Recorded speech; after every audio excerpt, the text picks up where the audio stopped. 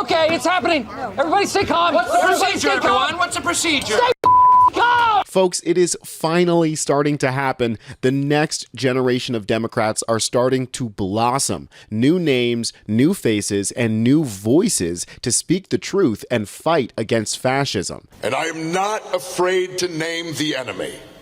And the enemy is the oligarchy.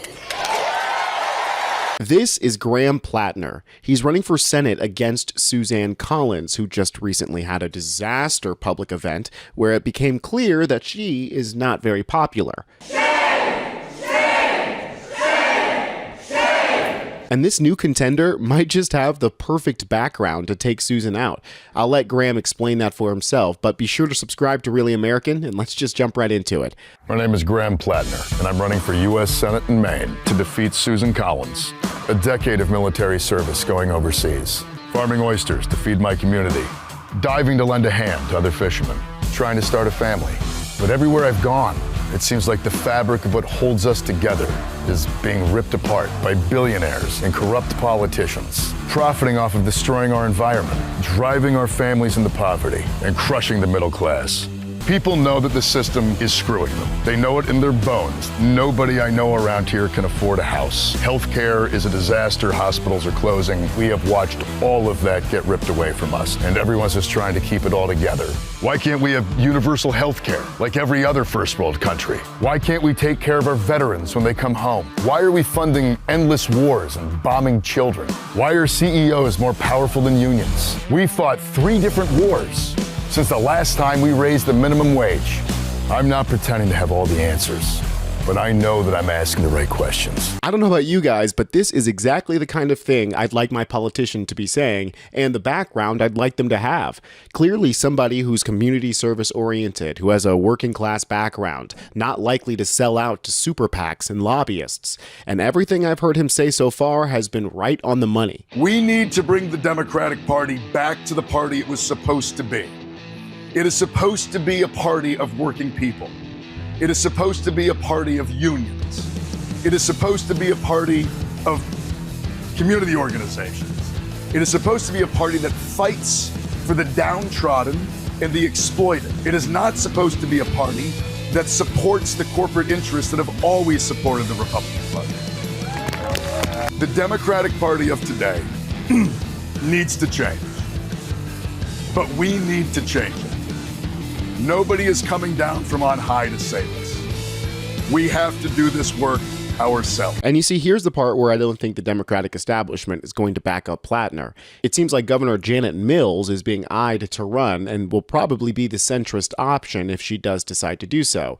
But the success of Zohran Mamdani's campaign in New York points to the base wanting to move towards an aggressively anti-billionaire, pro-working class party, and ultimately more human and more down to earth. One of the major detriments of politicians like Chuck Schumer and Hakeem Jeffries is that they feel and act like politicians.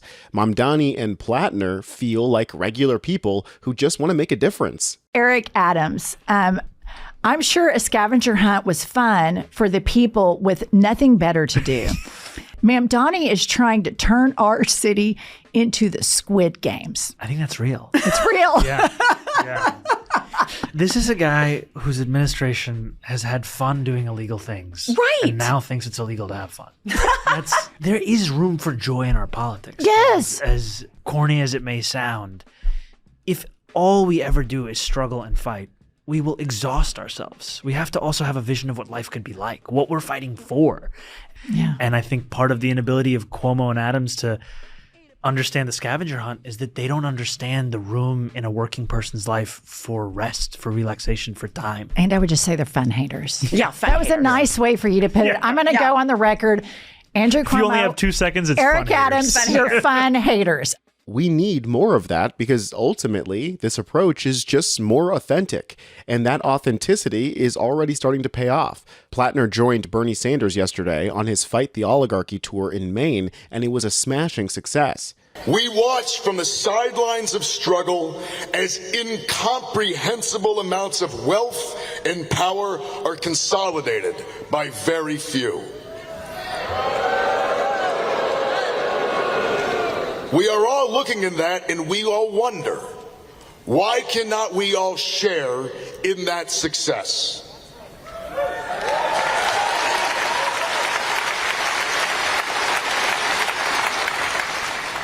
Now, I grew up in rural Maine, and I did 4 tours in the infantry. And I am not afraid to name the enemy. And the enemy is the oligarchy.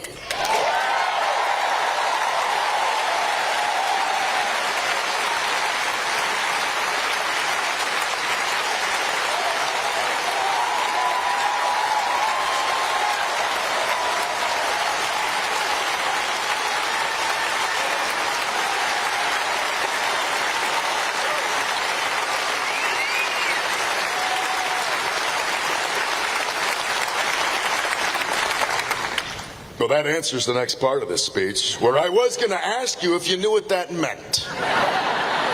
Because I keep getting told that voters don't know what that word means. From the standing ovation, I assume everybody knows what it means, because we know what's happening when we're getting robbed blind.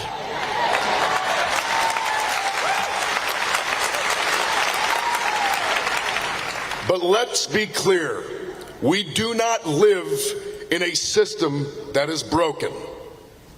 We live in a system that is functioning exactly as it is intended.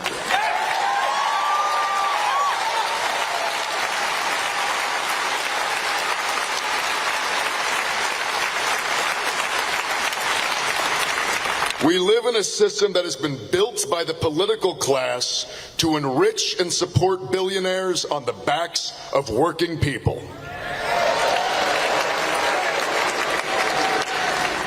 Politicians have made a series of decisions over the last 40 years that have resulted in the world that we see today.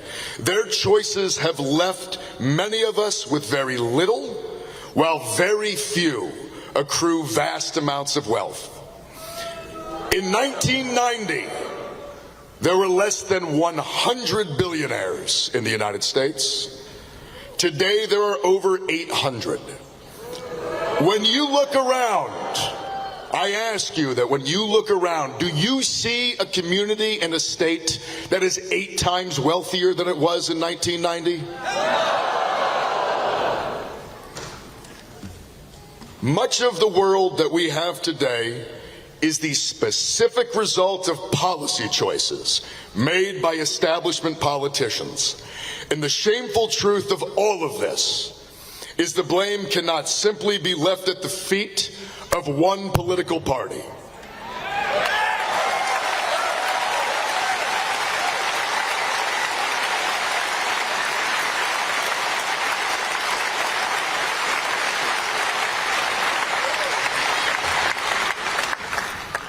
We have 2 parties that want the votes of working people, but neither has done anything lately to earn it.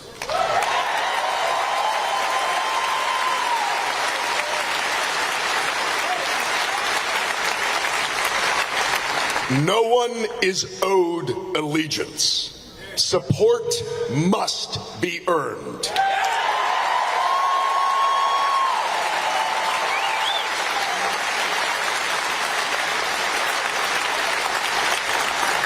And that will never happen as long as Democrats are part of the same corporate apparatus that the Republicans are.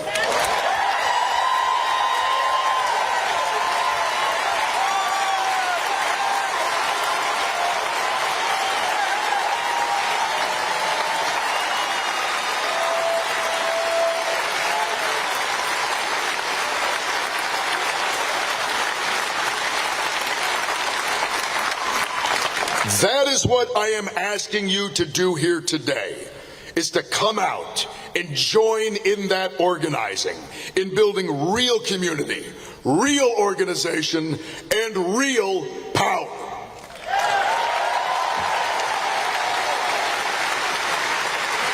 I am not just asking you to vote for me. I am not just asking you to donate money to me. I am asking you to show up, to come out, go to events, knock doors, do the hard work, do what is uncomfortable, and that is to connect with your neighbors and help us write a new story that leads us from this troubling chapter of our history.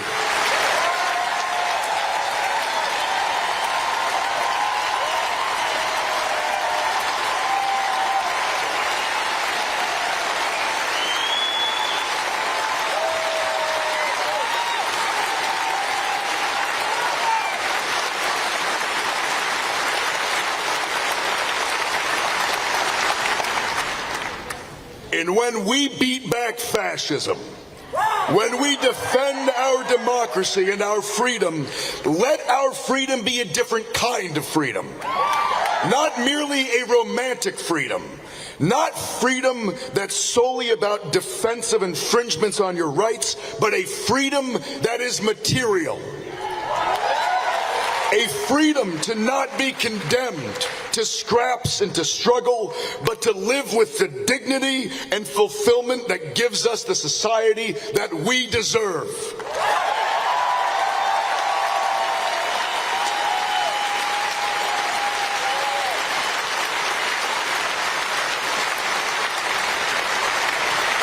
Where instead of dreaming of a life where we can get by, we can afford a life that allows us to dream. That is the vision. This is the opportunity before us. We will win the primary. We will win the general. And we will show this whole country the way forward. Because as goes Maine, as goes the nation. Thank you very much. I think Graham Platner here has a lot of things going for him. He's a veteran. It helps that he has a voice like Kratos from God of War. And I think it helps that he's not a politician. This is his first ever campaign that he's run. He's not from an Ivy League like J.D. Vance, and he's not from money like Donald Trump. He's a regular, everyday person, the exact kind of person who should be in politics. I mean, I don't want to get too heated here, but one of my core beliefs is that politician should never be a career job. There should not be a type of person who becomes a politician for the rest of their lives. Everybody from all walks of life should equally be likely to become a politician. Without a healthy influx of new ideas, new strategies, new perspectives, power will always centralize in the hands of those with influence over the politicians, whether that be billionaires, fascists, or zealots. So if you want to stay up to date on more Democrats being awesome, then you could subscribe to Really American. I'm Tony Hinderman, and I'll catch you next time.